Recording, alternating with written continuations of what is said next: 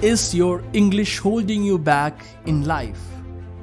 Have you missed to seize the moments where you had the chance to speak up and make an impact, but the language blocked you?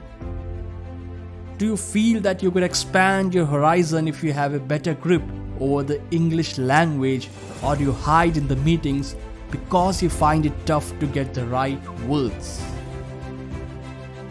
Well, then it's time for you to overcome your biggest fear and get rid of it once and for all.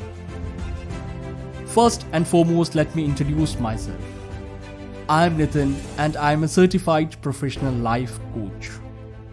I'm working as a lean consultant with one of the major manufacturing groups in Oman.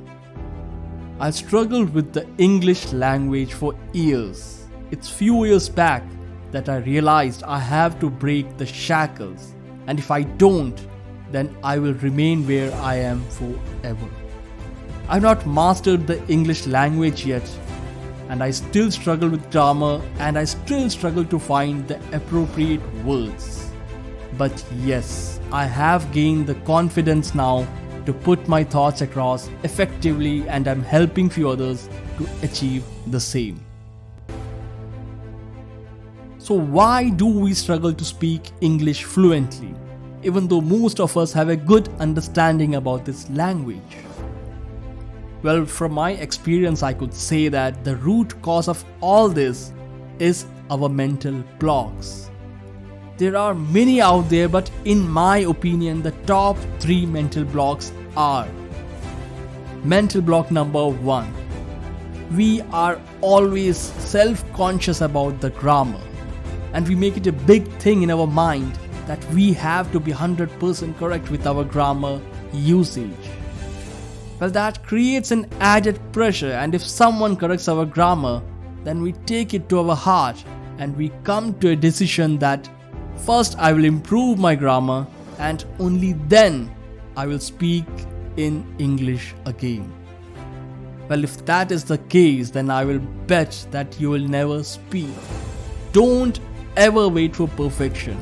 Just start it and then evolve and then get better at it by practicing it. Mental block number 2.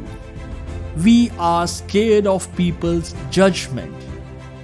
Don't ever worry about what people will think or what they say.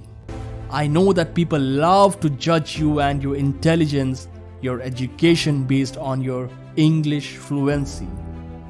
But the fact is that it's not mandatory that you have to be a fluent English speaker if you are a graduate or holder of master's degree.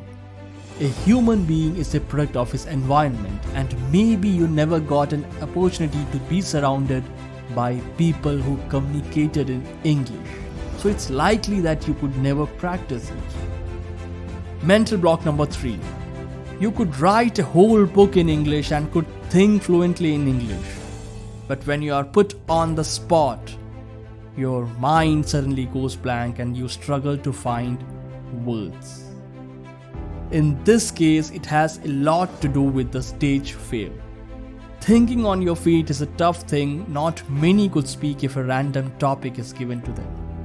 The main reason for it is that when we are in such situations, our mind senses that we are in trouble and it presses the panic button, which results in those brain fade moments.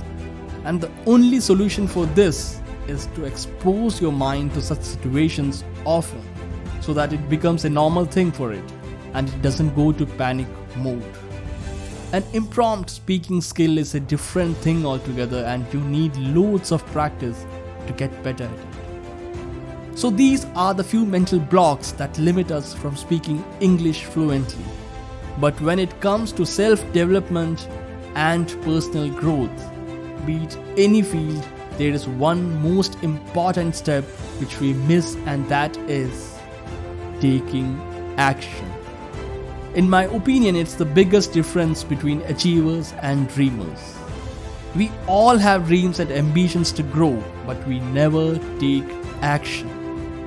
We just dream and then get busy with our life. Don't brush your problems under the carpet, but confront your fears by taking concrete actions. Let me tell you that if I could do it, I am sure that you all can do it. So speak up, practice, and get over it. If you need any help, feel free to contact me. I'll try my best to lead you on the road to speak up English confidently. Please like and subscribe so that this video could reach many who need help. And remember, take action and don't just wish for it, but work for it.